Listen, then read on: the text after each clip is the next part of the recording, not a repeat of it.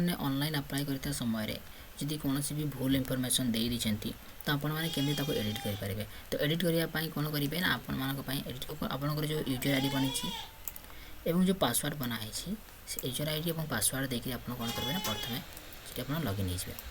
तो मुझे ना निजर यूजर आईडी और पासवर्ड देखिए कौन कर लॉगिन हो पासवर्ड देखिए लॉगिन हो जाने देखिपारे। तो ये मुझे जो स्टाटस चेक करछि कौन हो देख ना मो लाइव देखा है स्टाटस चेक कलापर मत कौन कर लाइव देखा पूरा क्लीयर देखिपारे ये लाइव देखा आप कौन करेंगे ना ये आप मेनू को जी मेनू को गलापर आप देखिपारे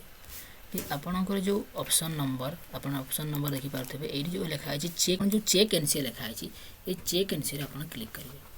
जदि चेक एनसी आप क्लिक कर तो आपको कौन हम ना चेक एनसी क्लिक कलापर आपको एमती गोटे आपने देखिपारे ये आपको कौन एडिट कर ऑप्शन हो डिलीट करेंगे। तो ये कौन करेंगे ना आपण मैंने देखिपारे ये गोटे बैक ऑप्शन दी बैक ऑप्शन आप क्लिक कर तो आपंकर पूरा फॉर्म देखे शो हो से फॉर्म को आप कौन करेंगे ना एडिट करेंगे किसी अच्छी तो जेंडर चेंज करेंगे डेट ऑफ बर्थ चेंज करेंगे और सब आप डिटेल चेंज करेंगे। किंतु चेंज कलापर आपको कौन करा पड़ो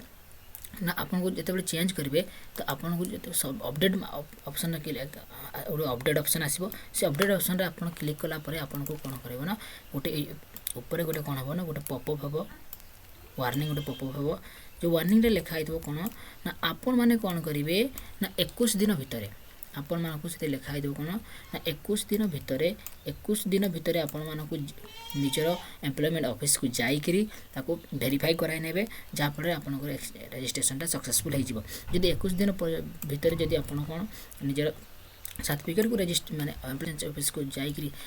वेरीफाई करू ना तेज कौन हो ना 21 दिन आपंकर 21 दिन पर आपंकर रजिस्ट्रेशन टी ऑटोमेटिक डिलीट हो तापर आपण पुनर्बार ताको अप्लाई मध्य करि परिबे।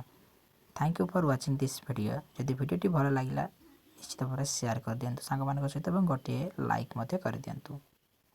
ऑफिस को न जाइकरी आपंकर रजिस्ट्रेशन रे कौन भी जदि त्रुटि रही जाइए तो आप डिलीट करने चाहते आप रजिस्ट्रेशन डिलीट करने चाहते रजिस्ट्रेशन है तो आप कौन करेंगे ना आपण गोटे ऑप्शन शो हो तले देखिपारे ये गोटे रेखा ऑप्शन शो हो डिलीट जेएस ये डिलीट जेएस लिखाई आप डिलीट जेएस रे आप क्लिक करेंगे। अब डिलीट जेएस रे क्लिक कलापर आपन को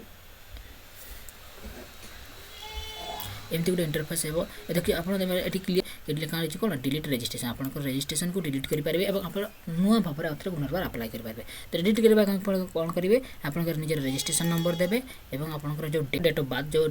देकर आप रजिस्टर करते से डेट ऑफ बर्थ देवे और डिलीट आप क्लिक कलापर आपंकर रजिस्ट्रेशन डिलीट हो पुनर्बार आउ थे जाइए कौन करेंगे ना न्यू रजिस्ट्रेशन आप क्लिक करके निजर अप्लाई करेंगे।